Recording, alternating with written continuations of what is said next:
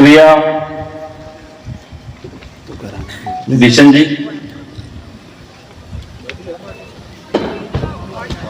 जब मैं अक्सर बात करता हूं तो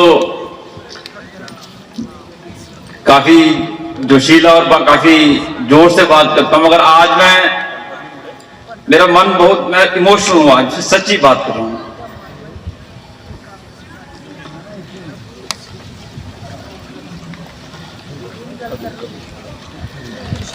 मुझे नहीं पता कि मैं ये आज जो इज्जतमान पार्टी में दिया है,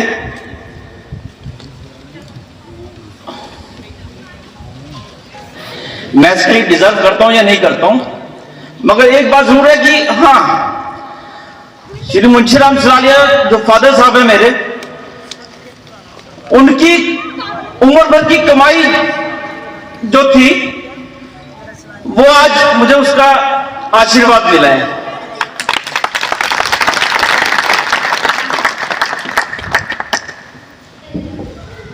मैंने कभी नहीं सोचा था, और सच्ची बात पता है, यहां पे इस मंच पर हमारे रिस्पेक्टेड लीडर्स बैठे, यहां पे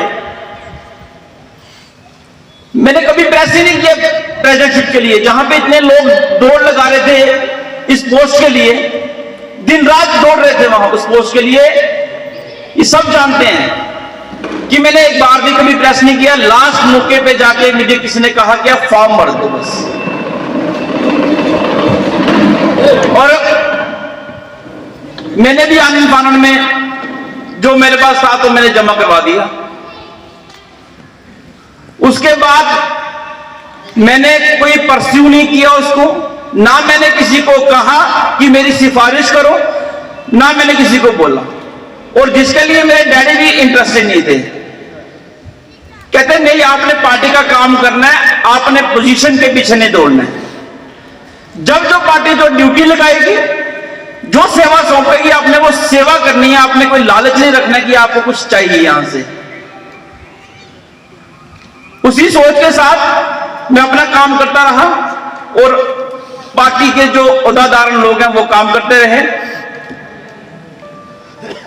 पार्टी ने जिस लीडरशिप से बात की, उन्होंने क्या कहा मुझे नहीं पता है, मगर इतना मुझे बाद में पता चला कि जिस लीडर से भी बात की, उसने कहा कि लड़का तो बड़ा अच्छा है, पढ़ा लिखा लड़का है, पक्का कांग्रेसी है, मगर एक ही चक्कर है, वकालत करता है, टाइम नहीं देगा। मुझे फोन आया दिल्ली से, कहते यार बात तो तेरी सारे कर रहे हैं, मगर एक कह रहे हैं कि तू टाइम देगा नहीं देगा। मैंने कहा सर टाइम की थोड़ी सी किल्लत रहेगी, मगर आज दिन तक हमने जब पार्टी का कोई हुक्म आया तो हम कभी ना नहीं की, कभी इनकार नहीं किया, हमेशा सेवा के लिए तैयार रहे। अगर आप सेवा का मौका दोगे तो यहां पे भी अपना टाइम तोड़ के जिस तरह से भी होगा हम काम करेंगे। मेरी इतनी सी ही बात हुई है। आज ये मंच से मैं सभी खुली बातें कर रहा हूं, मगर मुझे लगता है कि जिस तरह से ये सिलेक्शन हुई है, ये नौजवान पीढ़ी के लिए एक बहुत बड़ा मैसेज है। मुझ जैसा व्यक्ति जिसने जो ऑब्जर्वर यहां पे आई, उनको चाय का कप तक नहीं बुलाया, उनसे कोई बात तक नहीं मेरी हुई 1 to 1 की नाम से कि बात करूं, अपनी बात रखूं कि मैडम मुझे भी मौका दीजिए। अगर मुझ जैसे बच्चे को अगर पार्टी सेवा का मौका दे सकती है, तो मैं यकीनन आप नौजवान पीढ़ी को एक मैसेज देना चाहूंगा पार्टी की तरफ से, खुलकर आइए, पार्टी की सेवा कीजिए। आज वो कांग्रेस नहीं है, कांग्रेस ने अपना पैटर्न टोटली बदल दिया है, और ये जो फैसला हुआ है, ये उदयपुर की जो डिक्लेरेशन थी इनकी कांग्रेस पार्टी की, नौजवान लोग बच्चों को हमने आगे लाना है, जो पार्टी के लॉयल है, पार्टी के वफादार है, हम उनको मौका देंगे। जो कांग्रेस की विचारधारा से मुतमीन रखता है नौजवान बच्चा, आज उसके लिए एक खुला मंच है कि वो आए और कांग्रेस पार्टी के साथ जुड़े, और आने वाले वक्त में जो पार्टी का काम करेगा वफादारी के साथ, ईमानदारी के साथ, आने वाले वक्त में उसके लिए खुली ऑफर है किसी भी चीज का कोई लालच करके नहीं चलना है। आपके लिए खुला ऑफर है कि आप आए और कांग्रेस पार्टी के साथ हाथ से हाथ मिलाएं। अगर कोई अपना पॉलिटिकल कैरियर कोई देखता है तो उसके लिए कांग्रेस पार्टी से बेहतर कोई दूसरी पार्टी नहीं है।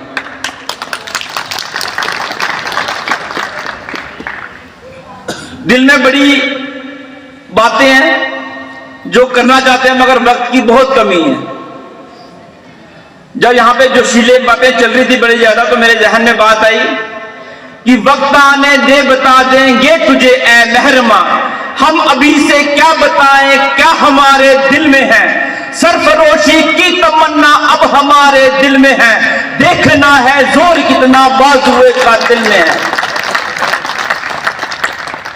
ये बात मुझे याद आई जो कल का जो इंसिडेंट हुआ, हमारे जो नौजवान बच्चे जो वहां पे अपने हक की बात कर रहे थे, जहां एमपी साहब इनॉग्रेशन के लिए आए थे।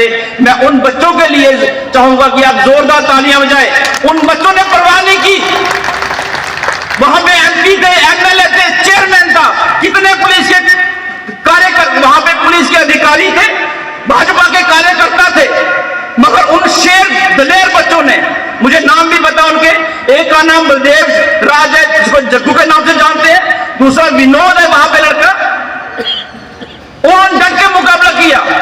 उन्होंने कहा इनॉग्रेशन करनी है तो करिए, हमें उससे कोई दिक्कत नहीं है, मगर आप रोड तो कंप्लीट कीजिए पहले, रोड तुम्हारी इनकम्प्लीट है और तुम चलो इनॉग्रेशन करने के लिए। और उन बच्चों का सीधा सीधा निशाना जो है डिपार्टमेंट पे था। उन्होंने इसको कोई भी पॉलिटिकल एंगल नहीं दिया, उन्होंने भाजपा को गाली नहीं निकाली, उन्होंने वहां के एमपी या विधायक को कुछ नहीं कहा, उन्होंने सीधा कहा कि यहां के एक्शन गलत है, यहां का ठेकेदार गलत है। मगर बदकिस्मती से वहां के कुछ गुंडे लोग वहां पे बुलाए थे जिन्होंने कि उन बच्चों के ऊपर हमला करने की कोशिश की, और जैसे सुनने में आ रहे थे, रविन्द्रनाथ जी सुना रहे थे, उनको बाद में धमकियां भी मिली। साथियों, डट के मुकाबला करना होगा, हम तभी कामयाब होंगे। इन्होंने हमारे गरीब लोगों को दबा के रखा है, हमारी आवाज को दबा के रखा है। जब जब भी हम आवाज उठाने की कोशिश करते हैं तो हमारे ऊपर पर्चे लगा देते हैं, हमारे ऊपर उल्टी सीधी कार्रवाई करते हैं। मगर अगर हम हिम्मत करके चलेंगे तो वो दिन दूर नहीं जब एक गरीब की आवाज जो है वो आगे तक पहुंचेगी। अभी मुझे एक और बात याद आ रही थी कि बार बार नाम ले रहे थे कि डिस्ट्रिक्ट जो है ये जुगल किशोर शर्मा जी ने लाई है, हम इनके बड़े शुक्रिया अदा करते हैं। सभी ने मोस्टली जितने भी प्रवक्ता बोले उन्होंने इस बात के ऊपर बड़ा जोर डाला। तो मैं जुगल जी को कह रहा था, मैंने कहा ज्यादा नाम नहीं बुलवाओ, इन्होंने डिस्ट्रिक्ट भी ले जानी है जी। अगर ये नलायक लोग मेडिकल कॉलेज ले सकते हैं आपका, तो ये कुछ भी ले सकते हैं।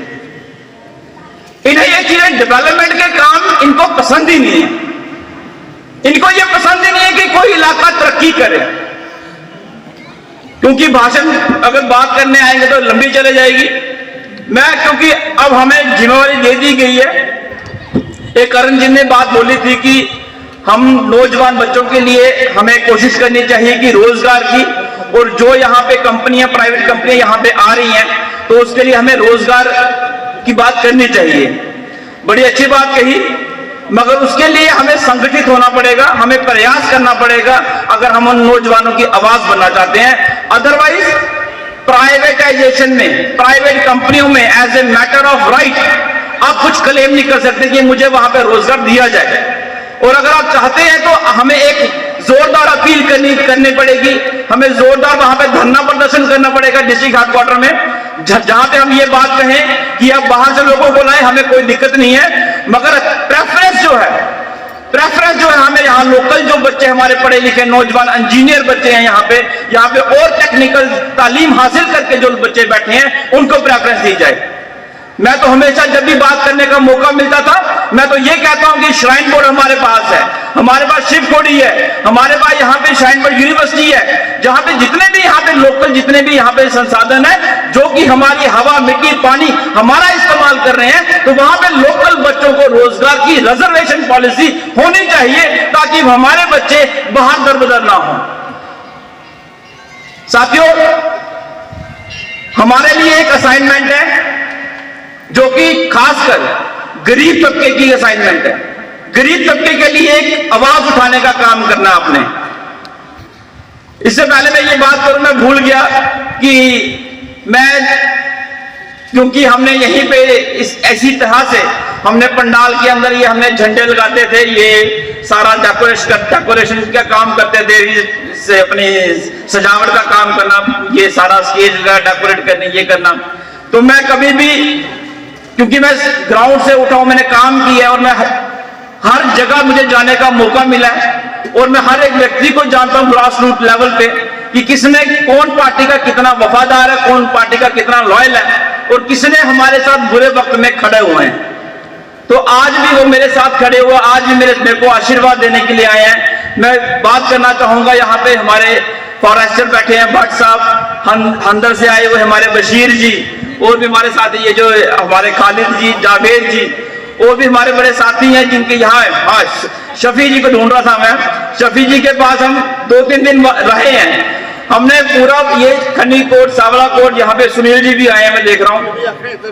हमने पूरा ये इलाका पैदल घूमे, पैदल लोगों के पास गए और पैदल जाकर लोगों का प्यार हासिल किया और वहां से काफी तादाद में वोट हासिल किया।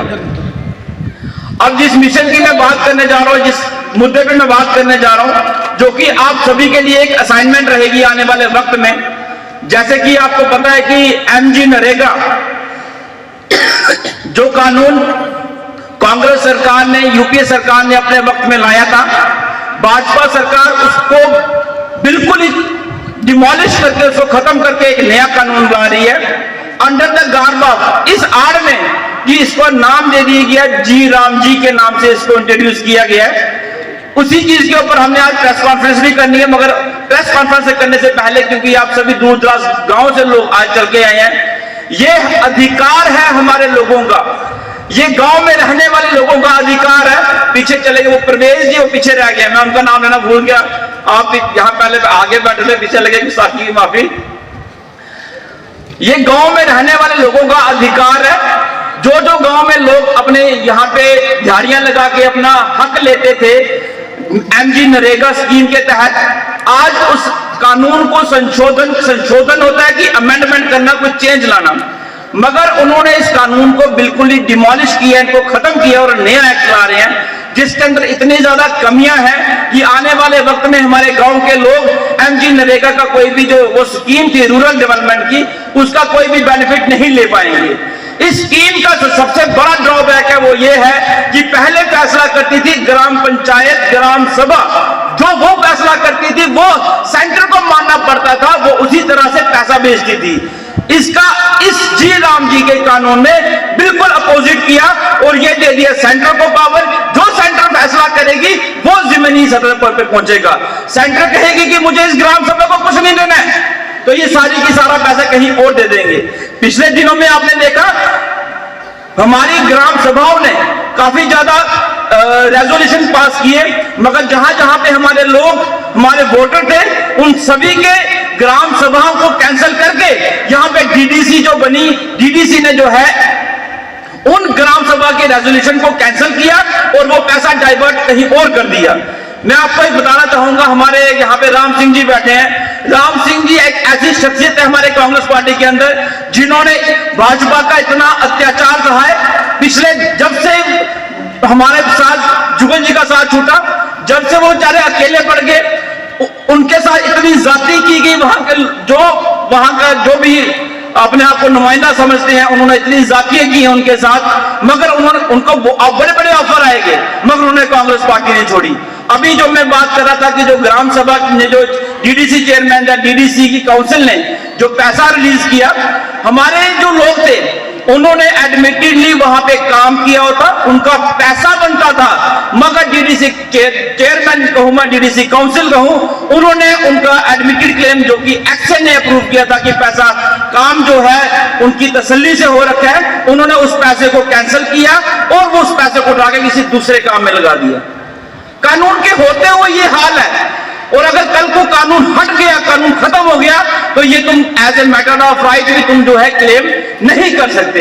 इस तरीके की कंप्लेंट्स हमारे पास तब भी आई, मैंने काफी लोगों को बोला कि आप इसमें एजुकेट करो, मगर बदकिस्मती सामने कोई नहीं आया। मगर अब क्योंकि मुझे सही बात बोलूं, मैं तो जुगल को बोल रहा था कि मेरे को ट्रेजरशिप की कोई जरूरत नहीं है, जब आप आ गए तो समझ लो कि हम हमारा काम हो गया, हम प्रेसिडेंट बन गए, क्योंकि उसी दिन से हमें सहारा हो गया कि हमारी लीडरशिप दोबारा आ गई और दोबारा से हम उसी तरीके से काम करेंगे।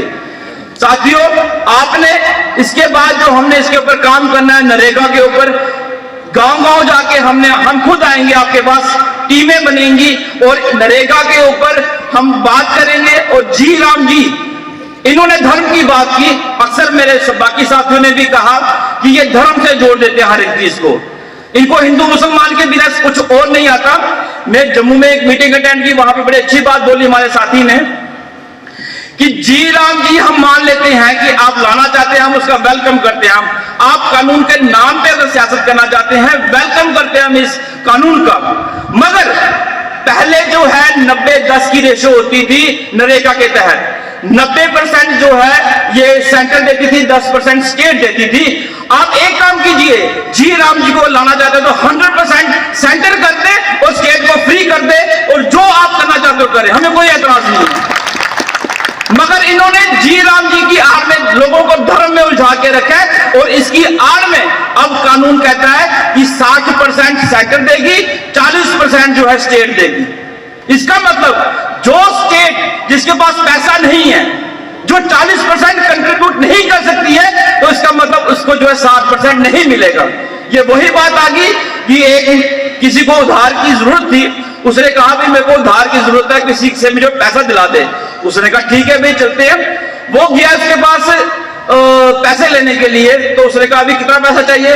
उन्हें लाख रुपया चाहिए थी, दिए जी लाख रुपया। उसने बोला 2 मिनट रुक, इसमें मैं सूद लेता हूँ। कितना जी? 10,000 रुपये महीने का। ठीक है जी, कितनी देर के लिए चाहिए जी? कोई 10 मिनट के लिए, 10 महीने के लिए चाहिए। ठीक है। उसने लाख में से 40 पहले निकाल दिया, पीछे बचा 60। अगर मैं कोई 10 महीने का तुझे बोलता, तो लाख का लाख ही ले गया था मेरे से। तो कहने का मतलब यह है, अगर जिस स्टेट के पास पैसा ही नहीं होगा, वो कहां से देगी? और जिस स्टेट के पास पैसा नहीं होगा, उसको 60% भी नहीं मिलेगा। इसका मतलब यह, जो गरीब स्टेट्स हैं उनको कोई हक नहीं है। अब गरीब लोग कौन है गांव में? देहाती लोग कौन है? वो कौन लोग हैं जो गांव शाव में रहते हैं? वो गरीब लोग हैं, वो शेड्यूल्ड कास्ट लोग हैं, वो शेड्यूल्ड ट्राइब लोग हैं, जिनकी रोजी रोटी उसी पैसे से निर्भर करती है। जिन लोगों ने अपने अस्पताल उन पैसों से बनाए, जिन लोगों ने अपनी सड़कें उस पैसों से बनाई, जिन्होंने, इसका मेन पर्पस क्या था? ताकि गांव के लोग जो हैं माइग्रेट ना हो शहरों में। मगर इस कानून के आने से सबसे ज्यादा अगर मार पड़ेगी तो गांव के लोगों को, गरीब लोगों को, शेड्यूल्ड कास्ट लोगों को, शेड्यूल्ड ट्राइब लोगों को मार पड़ेगी। इसलिए आज का जो मेरा यहाँ पे, मैं यहीं पे अपनी बात को विराम दूंगा। मगर जाते जाते एक बात जरूर कहूंगा, ये प्रेसिडेंट जो है अजय सलालिया नहीं बना है। ये प्रेसिडेंटशिप जो है आपके सर पे, सभी के ताज है। ये ताज आपके सबके सर पे है। जैसे आप चलाना चाहते हो वैसे हम चलेंगे, जैसे आप कहोगे, जैसे आप फैसला करोगे। क्योंकि अगर मेरा फैसला ऐसे हुआ तो मैं भी किसी और तरीके का फैसले नहीं मानूंगा। मैं भी वही फैसले मानूंगा जो आप फैसला करेंगे। आप अपने ब्लॉक से फैसला करेंगे कि फलाने को बनाना है, वही बनेगा। आप बोलेंगे पंचायत में फलानी कमेटी बनानी है, वही बनेगी। हम यहाँ पे डिस्ट्रिक्ट हेडक्वार्टर में ये फैसला नहीं करेंगे कि बुमाग का कौन बनेगा, ठाकराकोट का कौन बनेगा, अनाज का कौन बनेगा। उसके लिए हमारी टीमें मुकर्रर होंगी, ब्लॉक में जाएंगी और आप अपने लोग बताएंगे जो कांग्रेसी हो, कांग्रेसी विचारधारा रखते हो, और राहुल गांधी, मल्लिकार्जुन खड़गे साहब का वो साथ दें, ताकि हम कांग्रेस पार्टी को मजबूत करें। और आज की तारीख में साथियों, मैं एक बात जरूर बोलना चाहूंगा कि हमारी लड़ाई बहुत बड़ी पार्टी के साथ है। जैसे पहले भी कहा, उस पार्टी के साथ अगर हमने लड़ाई लड़नी है तो हमें एकजुट होना होगा, एक मुठ होना होगा। आज मैं बड़ा मिस कर रहा हूं। मैं साथियों बताना चाहूंगा कि आज हमारा मंच थोड़ा सा अधूरा हमें लग रहा है, क्योंकि आज हमारे यहाँ पे बाबू जगजीवन लाल जी भी आने वाले थे, यहाँ पे मुमताज अहमद खान जी भी आने वाले थे, कटरा से हमारी बड़ी लीडरशिप आने वाली थी। मगर क्योंकि इन सब की ड्यूटीज जो है मुख्तलिफ डिस्ट्रिक्ट में लगा दी गई है, जैसे कि जगजीवन लाल जी और मुमताज अहमद खान जी को भेज दिया आज रजौरी में, राकेश वजीर जी को भेज दिया रामबन में, और इसी तरह से जितनी भी हमारी सीनियर आज, हाँ ऐसी बात नहीं, जुगल अग्रवाल जी की भी ड्यूटी जो हाँ आज जम्मू में लगी थी, मगर अंकल कहते भाई मैं नहीं जाना, मैं देख लूंगा, मैं जो करना होगा पार्टी से बात कर लूंगा। आज हमने खुद प्रोग्राम ये रखवाया, तो मैं सबसे पहले मेरी प्रायोरिटी होगी कि मैं वहीं पे जाऊंगा। तो साथियों, अगर बातें करने आएंगे तो बातें बहुत हैं, हमारे पास बहुत अच्छी लीडरशिप है और आने वाले वक्त में आपके साथ और भी बड़ी अच्छी अच्छी लीडरशिप जुड़ेगी और भी आपके साथ लोग जुड़ेंगे। आने वाले वक्त में आपकी डीडीसी बीडीसी की इलेक्शन आने वाली हैं। हम नौजवानों को कोशिश करेंगे, ज्यादा से ज्यादा मौका देंगे और बुजुर्गों का आशीर्वाद लिए बिना हम आगे नहीं बढ़ सकते। जिस तरह से बुजुर्ग हमें चलाएंगे, जिस तरह से बुजुर्ग हमें आशीर्वाद देंगे, जैसे प्रीतम अंकल ने कहा कि मैं लेकिन बोना जैसे समझाना है, जब जिया तो समझा के, जिया तो गाइड करके सियाने लोग आज उहा अपना इसी काफिले की बता के और नौजवान साथी की लिए आगे चल गए, ताकि इस राहुल गांधी की इस लड़ाई च शामिल हो जाए और अपने संविधान की बचाचा है, इस लोकतंत्र की बचाचा है, इस खूबसूरत गुलदस्ते की बचाचा है, जिस खूबसूरती करने महात्मा गांधी जी ने इस गुलदस्ते की सजाया, डॉक्टर BR अम्बेडकर जी ने इस गुलदस्ते की सजाया, नेहरू जी ने इस काफिले की आगे बढ़ाया, उसी सोच करने उस काफिले की आगे बढ़ाता है जिस मंजिल ऊपर असें 2014 की छड्या ही ये रही। 2014 आखना गलत है क्योंकि जुगल और गला जोड़ते जाओ तो और निकल जाती है। अस मुमताज साहब की इलेक्शन पर जिले जंदे हिल फील्ड में उत्थे जिथे भी जाना असें गर्व होता है, उत्थे कोई ना कोई जुगल शर्मा की निशानी, जिथे जाओ जुगल किशोर नेम प्लेट, चाहे वो स्कूल बनाए दे, चाहे वो सड़क बनाई दियां, चाहे वो हॉस्पिटल बने दे। आखने का मतलब है कि सारे इसका रीजन है कांग्रेस कने जुड़ने दे, सारे का बड़े अच्छे इश्यूज हैं जिस वजह कने अस कांग्रेस कने चला करने, कांग्रेस कने अस छाना बछाना चली सकने आगे भी। साथियों, बढ़िया गल्लां लगे जोड़ जाकर बढ़िया जुड़ती जानियां कड़ियां एक दूसरे के कन्ने। मैं तुंदे के सारे कने अपील करगा, ये इसी तरीके कने तुसें आशीर्वाद बनाए रखना है और साथ देना है। एक मेरा साथ नहीं है, ये तुसें अपने ज़हन दे विच एक चीज रखनी है कि असें अगर अपने जमहूरियत की बचाना है, असें अगर अपने हिंदुस्तान के सिस्टम की बचाना है, प्यार मोहब्बत की बचाना है, असें इकट्ठे मिलिए कांग्रेस पार्टी का साथ देना है। कांग्रेस पार्टी जिन्नी मजबूत हो, उन्नी ज्यादा खूबसूरत एक धरती बनो, उन्नी ज्यादा डेवलपमेंट हो, उन्नी ज्यादा इतने रोजगार के रस्ते खुलकन। जय हिंद, जय भारत।